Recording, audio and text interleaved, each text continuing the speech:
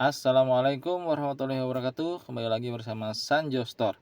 Kali ini kita akan mereview satu head unit keluaran terbaru di Cinanya ya, dengan kode mesin MT8163 dari pabrikan Hengchen. Kita langsung masuk ke sistem infonya, masuk ke setting, car setting, lalu ke device info. Sini terlihat ya, sistem platformnya menggunakan MT8163. Ini dari pabrikan Hengchen. Jadi kalau ada merek-merek lokal lain yang tampilannya seperti ini, sistemnya seperti ini, artinya dia menggunakan mesin yang sama. Oke, kita lanjut bahas fitur-fitur dari head unit ini. Baik, untuk fitur yang pertama yang saya akan jelaskan adalah Dynamic Screen Saver. Jadi jika tidak ada aktivitas di home screen di waktu yang ditentukan, maka dia akan muncul screen saver dengan tampilan yang sangat bagus seperti ini ya. Dengan angka di atas ini akan berubah mengikuti kecepatan dari mobil. Nah, untuk fitur ini diaktifkan dengan cara masuk ke menu car setting, lalu pilih display, dan di sini ada dynamic screen saver. Untuk waktu standby-nya bisa ditentukan di sini ya. Oke, lanjut kita bahas fitur kedua, yaitu tema. Jadi head unit ini temanya ada beragam. Ada 25 tema yang bisa dipilih. Tinggal kita tekan saja di tema yang kita inginkan. Maka dia akan berubah ya.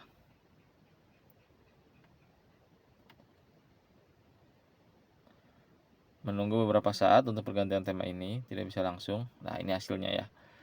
Kemudian untuk wallpaper, ini juga bisa dirubah. Caranya seperti biasa, masuk ke car setting.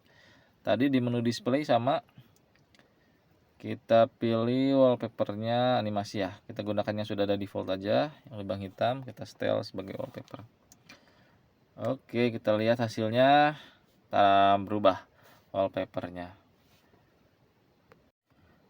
Baik, kita lanjut lagi ke menu di sebelah kiri, cahaya tombol ya. Jadi cahaya tombol di sebelah kiri ini akan mengikuti lampu senja atau lampu jauh. Ketika kita nyalakan, maka ini pun ikut menyala. Dan layar otomatis cahayanya lebih redup. Kalau misalnya dirasa kurang redup cahayanya saat malam, terlalu cerah, maka kita bisa gunakan aplikasi pihak ketiga. Ini misalnya udah paling mentok ya, paling bawah, tapi masih terlalu cerah. Kita bisa gunakan aplikasi yang namanya screen filter. Nah, otomatis dia lebih redup ya. Baik, fitur selanjutnya adalah konektivitas. Karena ini udah Android, berarti dia sudah bisa WiFi ya. Kita bisa connect ke jaringan WiFi terdekat. Tinggal klik saja, lalu kita lakukan seperti hal yang biasa kita lakukan di handphone. Selain WiFi, tentunya juga kita bisa connect ke Bluetooth ya.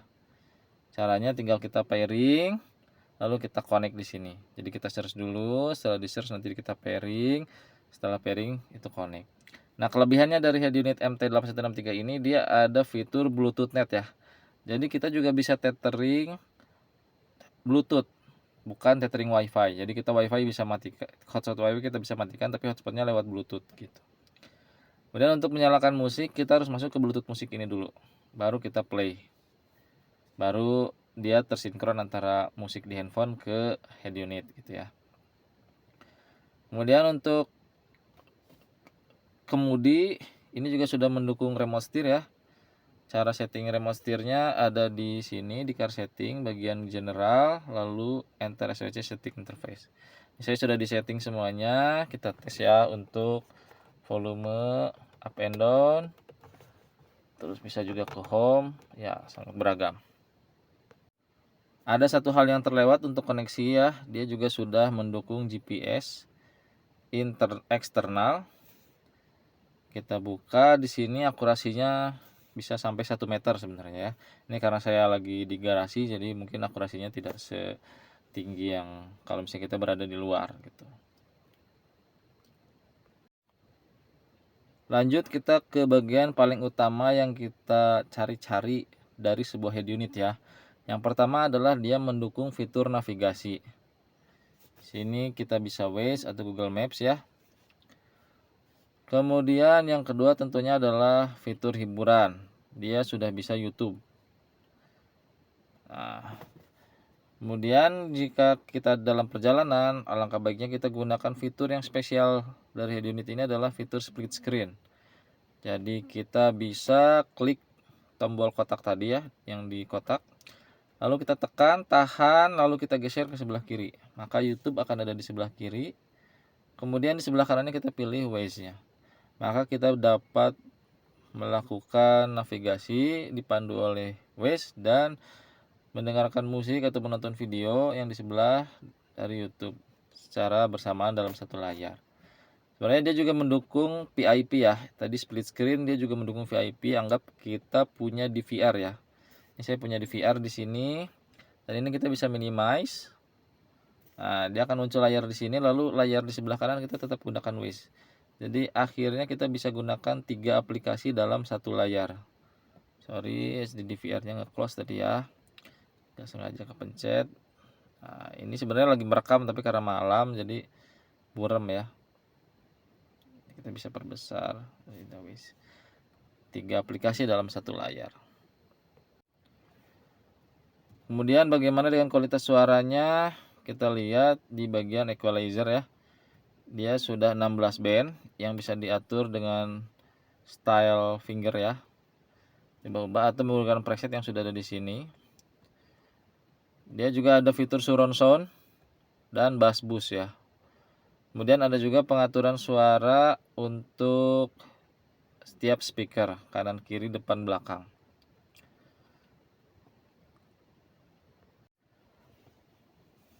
Lalu karena dia sudah Android, artinya dia juga sudah bisa Google Assistant ya.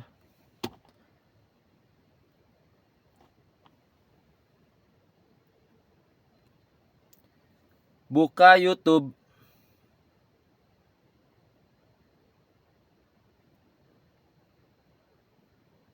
Membuka YouTube. Ya, kita bisa buka YouTube dengan perintah suara. Oke. Oke, tidak lupa untuk entertainment, saya ulangi lagi. Selain sudah dijelaskan di awal, dia juga ada radio. Kemudian ada musik player bawaan. Dan ada juga video player bawaan yang bisa digunakan mode VIP ya. Picture.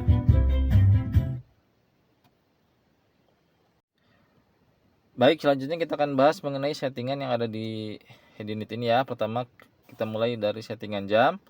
Tinggal diklik aja dari layar atau masuk ke menu setting, tanggal dan waktu.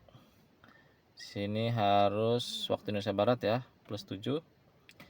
Format 24 jam dan disesuaikan sesuai dengan jaringan ya, atau bisa juga sesuai dengan sensor GPS-nya gitu. Masuk lagi ke settingan lainnya, mungkin sama saja dengan di HP ya. Kalau yang ada di menu setting ini, yang berbeda itu yang di menu car setting. Mulai dari general, untuk radio region bisa pilih Europe atau Cina bebas. Terus untuk rear mirror, kalau misalnya pemasangannya normal, maka pilih normal ya. Ini karena mobil saya pemasangan kamera itu dibalik, maka dia kanan kiri atas bawahnya juga dibalik. Lanjut lagi ke steering wheel, tadi sudah dibahas ya settingnya di sini. Jadi kita klik dulu yang di layar, lalu kita klik yang di mobil. Jadi wajib disinkron dulu di awal agar remote setirnya berfungsi. Lanjut lagi ke shortcut touch, ini bisa diaktifkan ya. Ini adalah floating home button. Sini diaktifkannya. Kemudian Illumine Detect nih.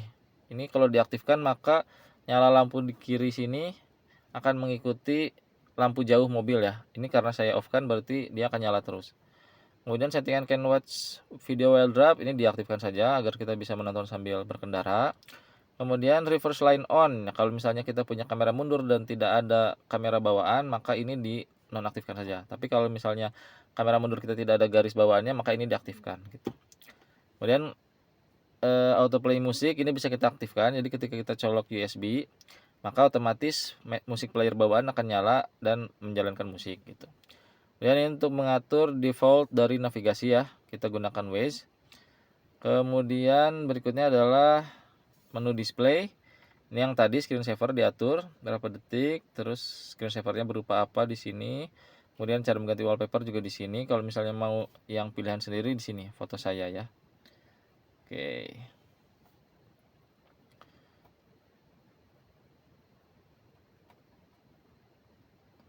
Berikutnya brightness. Masuk ke settingan suara, di sini ada media volume when navi. Artinya apa? Ketika kita menjalankan musik di head unit ini dan saat itu juga kita menjalankan navigasi seperti Waze, maka ketika si navigasinya itu memberikan informasi seperti belok kanan di depan gitu, suara musiknya akan mati. Kalau kita tekan off, akan mengecil suaranya ketika kita pilih yang low, atau akan tetap biasa saja kalau misalnya kita pilih high. Saya sih biasa pilih low ya. Berikutnya adalah media volume when reversing. Nah tadi kalau misalnya kita lagi nyalakan musik dan kita masuk gigi mundur, maka musiknya akan merendah suaranya kalau kita pilih low, atau mati sama sekali ketika kita pilih off. Disesuaikan dengan selera masing-masing ya. Dan untuk pengaturan suara lainnya bisa dilihat di sini. Nah yang paling penting adalah factory setting. Untuk passwordnya 06 kali. Oke. Nah head unit ini sudah mendukung CAN bus ya. Jadi kita kalau misalnya mobilnya mobil yang high end yang sudah support CAN bus, maka kita harus setting dulu di sini wajib si CAN busnya akar. Fitur-fitur dari CAN bus itu berfungsi. Salah satu contoh fitur CAN bus adalah door lock ya. Nah, door info ini terlihat tuh. Ini fitur CAN bus nih. Nah, dan ada banyak fitur lainnya seperti AC, remote steer yang diatur CAN bus gitu. Berikutnya fitur touch learning. Touch learning itu untuk mengajar yang di sini ya. Ini kan ini mati semua nih. Ini karena belum dikalibrasi. Nah, kita pencet touch learning, kita lakukan kalibrasi. Kita pencet power dulu yang di sini, lalu pencet yang di sini. Home, ikuti saja terus, back. Nah, plus, minus. Maka sekarang dia sudah terkalibrasi. Tuh, sudah aktif ya. Sesuai. Lanjutnya physical learning ini tidak usah. Kemudian mic type juga biarkan, internal mic, radio antena juga biarkan, AV out. Nah, ini on off ya. Untuk audio. Kemudian untuk logo nanti di aplikasi ya, bukan di sini. Logo awal syarat restart gitu, booting. Bukan di sini settingnya tapi di menu. Kemudian ada startup navigator, kalau kita on kan maka setiap mobil nyala maka aplikasi navigasi akan nyala secara otomatis. Kemudian ada standby option, call start after 3 days. Artinya apa? Mobil ini selama 3 hari dia kalau kita nyala matikan mobil, head unit ini akan berada di mode standby. Setelah hari ketiga baru dia akan nyala dari restart lagi. Gitu. Ini bisa kita atur ya. Kemudian ini split screen kita on kan, real time network speed di sini ya. Ini kita on kan juga. Jadi kecepatan internet bisa kita baca di atas sini. Kemudian speed unitnya kita pilih Indonesia mah kilometer per hour ya.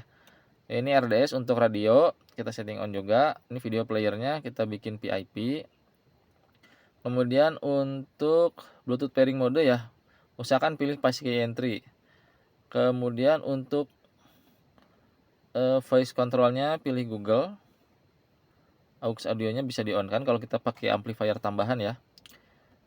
Lalu berikutnya mungkin tidak ada ya. Oke, sekian dulu kalau misalnya untuk setting-setting, mungkin cukup ya. Nah, bagi yang kebingungan, di sini juga ada instruction manual, bisa dibaca ya.